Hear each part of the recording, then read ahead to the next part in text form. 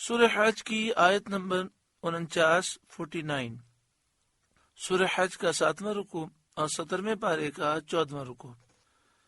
اللہ رب العالمین نے ارشاد فرمایا، قل اے محبوب آپ فرمائیے، یا ایھا الناس اے لوگوں، انما انا لکم نذیر مبین، میں تو یہی تمہارے لیے واضح ڈر سنانے والا ہوں۔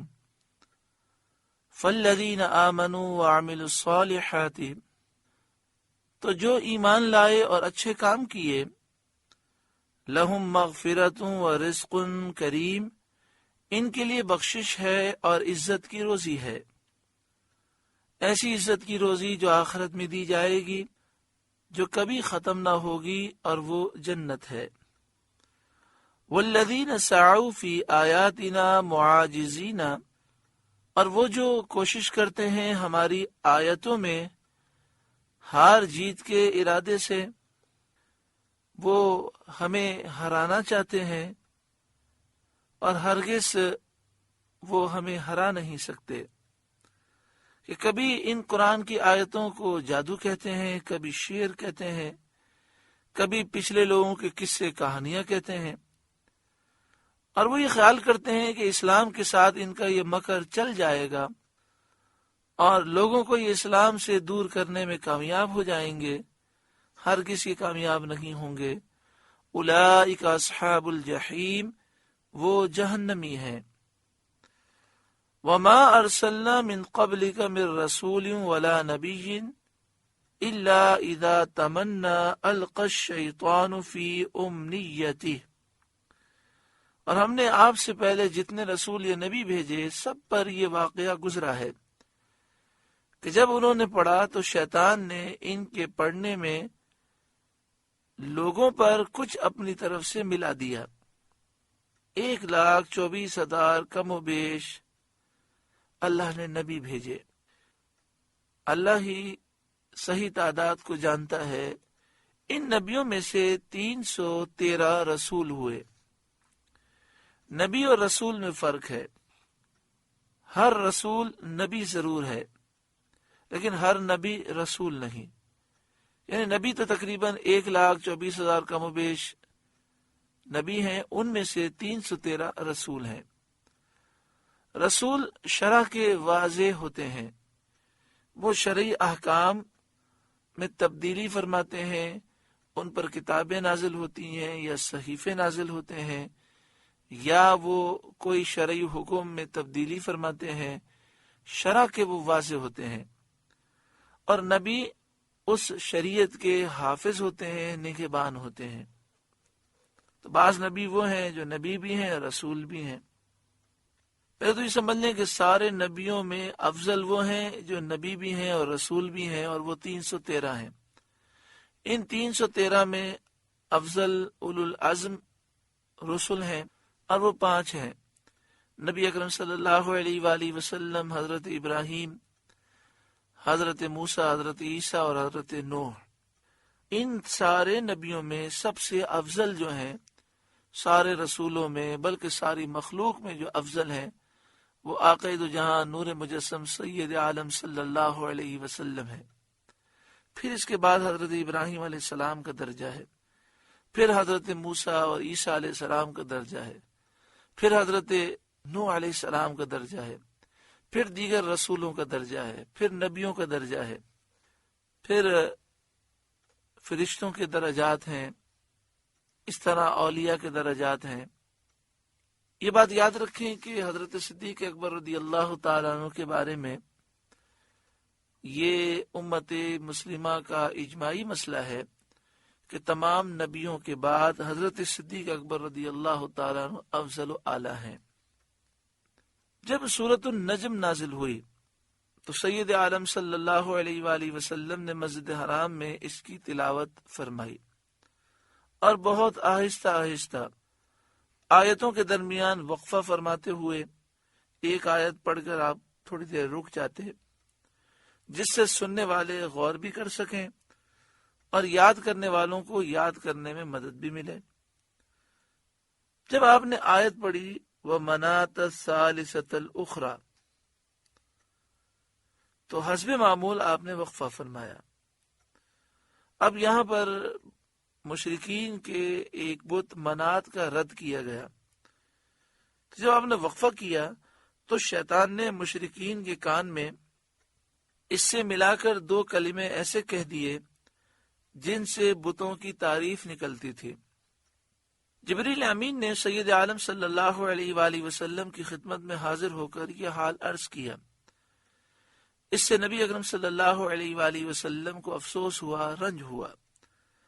اللہ تعالیٰ نے آپ کی تسلی کے لیے یہ آیت نازل فرمائی، وَمَا أَرْسَلْنَا مِن قَبْلِكَ مِن رَّسُولٍ وَلَا نَبِيٍّ إِلَّا إِذَا تَمَنَّى أَلْقَى الشَّيْطَانُ فِي أُمْنِيَّتِهِ، اور ہم نے آپ سے پہلے جتنے رسول یا نبی بھیجے سب پر یہ واقعہ گزرا ہے کہ جب انہوں نے پڑھا تو شیطان نے ان کے پڑھنے میں لوگوں پر کچھ اپنی طرف سے ملا دیا۔ فَيَنْسَخُ اللَّهُ مَا يُلْقِي الشَّيْطَانُ، تو اللہ مٹا دیتا ہے اس شیطان کے ڈالے ہوئے کو۔ ثُمَّ يُحْكِمُ اللَّهُ آيَاتِهِ، پھر اللہ اپنی آیتیں پکی کر دیتا ہے۔ یعنی جو پیغمبر پڑھتے ہیں اللہ رب العالمین اسے پختہ فرماتا ہے اور انہیں شیطانی کلمات کے خلط سے محفوظ فرماتا ہے۔ واللہ علیم حکیم، اور اللہ علم و حکمت والا ہے۔ لیجعل ما یلقی الشیطان فتنة للذین فی قلوبہم مرض، تاکہ شیطان کے ڈالے ہوئے کو فتنہ کر دے ان کے لیے جن کے دلوں میں بیماری ہے۔ یعنی یہ جو شیطان کافروں کے کان میں جا کر یہ بات کہتے ہیں، یہ کافروں کے لیے ابتلا ہے، آزمائش ہے۔ یہ ان کے لیے ابتلا اور آزمائش ہے جن کے دلوں میں شک اور نفاق کی بیماری ہے۔ والقاسیۃ قلوبہم، اور جن کے دل سخت ہیں ان کے لیے یہ ابتلا ہے، فتنہ ہے کہ وہ حق کو قبول نہیں کرتے، اور یہ مشرکین ہیں۔ وَإِنَّ الظَّالِمِينَ لَفِي شِقَاقٍ بَعِيدٍ، اور بے شک ظالم بہت بڑے جھگڑالو ہیں، دور کی مخالفت اور ضد میں مبتلا ہیں۔ وَلِيَعْلَمَ الَّذِينَ أُوتُوا الْعِلْمَ، اور اس لیے کہ جان لیں وہ جن کو علم ملا ہے، اللہ کے دین کا اور اللہ کی آیتوں کا علم ملا ہے، وہ جان لیں انہ الحق من ربک، کہ وہ قرآن پاک تمہارے رب کے پاس سے حق ہے۔ فَيُؤْمِنُوا بِهِ، تو اس پر وہ ایمان لائیں۔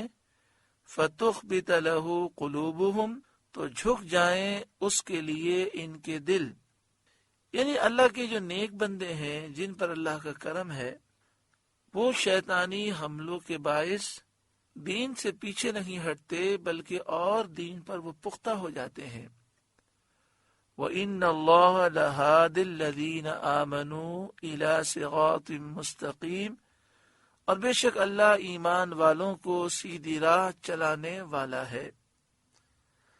وَلَا يَزَالُ الَّذِينَ كَفَرُوا فِي مِرْيَةٍ مِّنْهُ، اور کافر اس قرآن سے ہمیشہ شک میں رہیں گے۔ کافر اس قرآن سے اور اس دین اسلام سے ہمیشہ شک کرتے رہیں گے۔ حَتَّى تَأْتِيَهُمُ السَّاعَةُ بَغْتَةً، یہاں تک کہ ان پر قیامت آ جائے اچانک، یا ان پر موت آ جائے، کیونکہ موت بھی قیامت صغریٰ ہے۔ او یأتیہم عذاب یوم عقیم، یا ان پر ایسے دن کا عذاب آئے جس کا پھل ان کے لیے کچھ اچھا نہ ہو۔ اس سے بدر کا دن مراد ہے، جس میں کافروں کے لیے کچھ کشائش اور راحت نہ تھی، اور بعض مفسرین نے کہا کہ اس سے قیامت کا دن مراد ہے۔ یعنی یہ کافر ہمیشہ دین اسلام پر شک کرتے رہیں گے یہاں تک کہ موت آ جائے یا قیامت قائم ہو۔ الملک یومئذ للہ، بادشاہی اس دن اللہ ہی کی ہے۔ قیامت کے دن یوں تو بادشاہ اللہ ہی ہے، لیکن یہاں ظاہری مجازی بادشاہت کا دعویٰ کرنے والے ہیں، کل بروز قیامت کوئی بادشاہی کا دعویٰ کرنے والا بھی نہ ہوگا۔ اللہ فرمائے گا میرے سوا کون ہے بادشاہ؟ یحکم بینہم، وہ ان میں فیصلہ کر دے گا۔ فالذین آمنوا وعملوا الصالحات فی جنات النعیم، تو جو ایمان لائے اور اچھے کام کیے وہ چین کے باغوں میں ہیں، جنات نعیم میں ہیں۔ والذین کفروا وکذبوا بآیاتنا، اور جنہوں نے کفر کیا اور ہماری آیتیں جھٹلائیں، فاولئک لہم عذاب مہین، ان کے لیے ذلت کا عذاب ہے۔ اللہ ایمان کی سلامتی نصیب فرمائے اور اللہ تعالیٰ میں نیک اعمال بجا لانے کی توفیق عطا فرمائے۔